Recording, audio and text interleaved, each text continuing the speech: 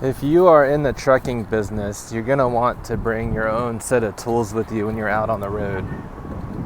Or else you're going to be spending a lot of money on having someone repair your equipment, especially if it's a mobile mechanic and you're out somewhere in the middle of nowhere. It's best just to have your own set of tools with you. And I'm not talking about just tools to change a tire. Like, you'll want stuff to fix like any sort of thing that can happen to you while you're out on the road, such as the brake pads, which is what I'm about to do today to show y'all. Just out picking up cars and heard my brakes squeaking, and my truck is kind of like Frankenstein. You know, I'll do regular maintenance stuff on it, but I also have like things that are just replaced as needed, you know. So I got the brakes to do, and I'm about to go do it right now. This thing is no joke, man. I'll show you what I mean.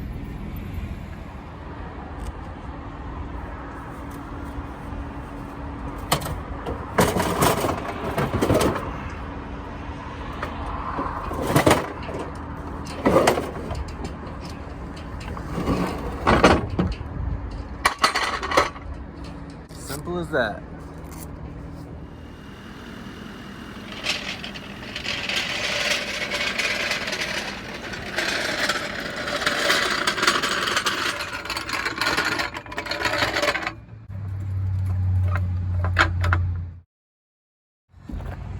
And some generator.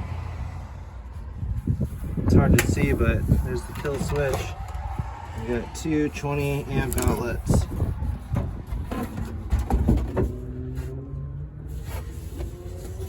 Choke on, fuel on.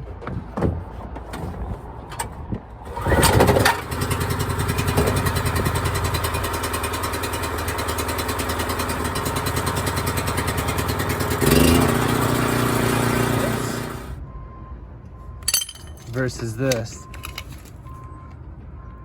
I think I'll take this.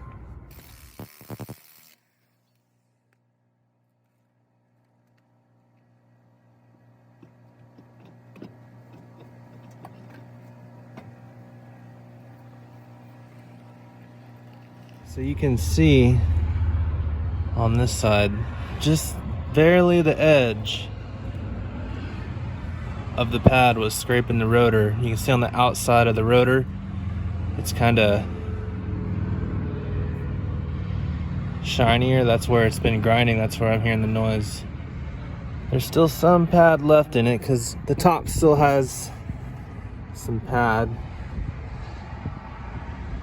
It's just wearing on the bottom.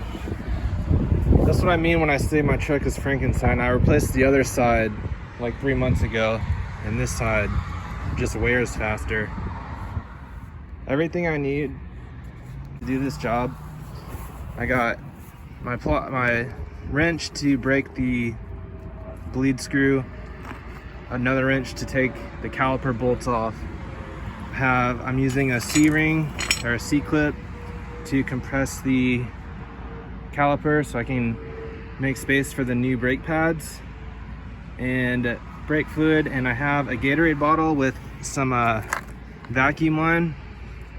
I'm going to use that for the bleed screw so I don't get any air in the system. Alright, so this is how you're going to want to have it set up. You're going to want to put some vacuum line over the bleed screw and route it down into a bottle that's going into some brake fluid, because when you crack that open there might be some vacuum on it and it's going to want to suck in some air. So you want to have this all like a contained system so no air gets in it, and you do that by having the other end of the tube already in the brake fluid when you open it. So that's what I've done here already. And now you can compress the calipers, and it's going to push all the fluid from inside the caliper that's pushing the piston out down into the bottle. You're gonna wanna get a giant C-clamp to fit around the whole brake assembly, and you're gonna wanna compress the caliper, or else you're not gonna be able to remove it once you take the bolts off.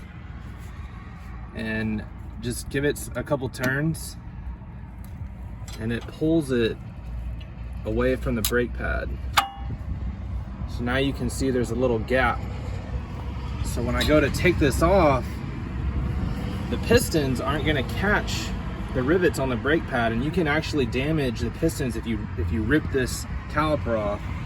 So you wanna just kinda back it off the pads a little bit by doing this first, and then take your bolts off, and then you can remove the caliper.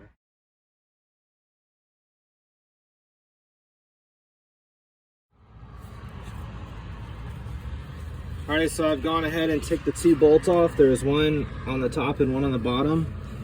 Now I can take this caliper, pull it away.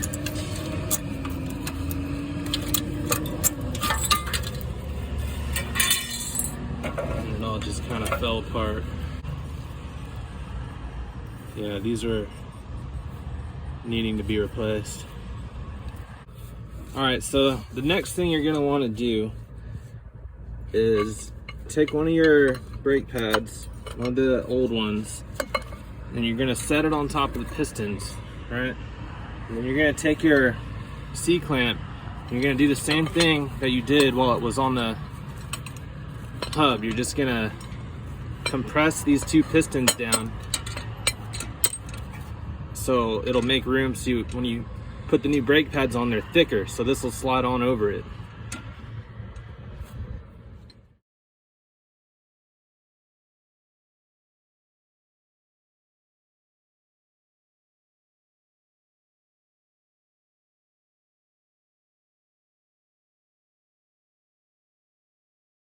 So that's what it should look like when you're done. The piston pushed all the way inside the caliper. You can see there is a lot of fluid, filled up the whole bottle almost. What you want to do is take your new brake pads and you want to match it up to the old ones. So when you put these clips on, they can go on one of two ways. So you just reference the old brake pad.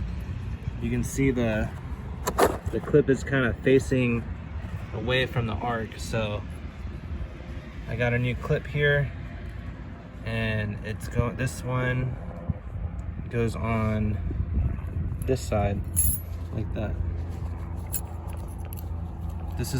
These are what push your brake pads away from the rotor when you let up off your brake pedal, so they're not engaging while you're driving. All right, so once you get your clips on, they just slide into place.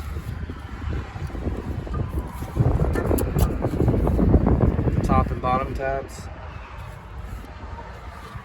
And now the clips, I'll show you how they work. They just pop out. So that's when you're on the brake, when you let go of the brake. That's how those work. Now you want to put your other side on. Like so, there you go. Now see how much thicker those pads are compared to these?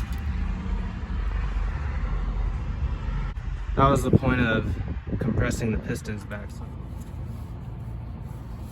So just slide your caliper back on the same way it came off. So you saw me struggling with it. You gotta make sure these pistons are pushed in. Goes around the piston. All right, now you can put your bolts back in. You want to tighten them back up.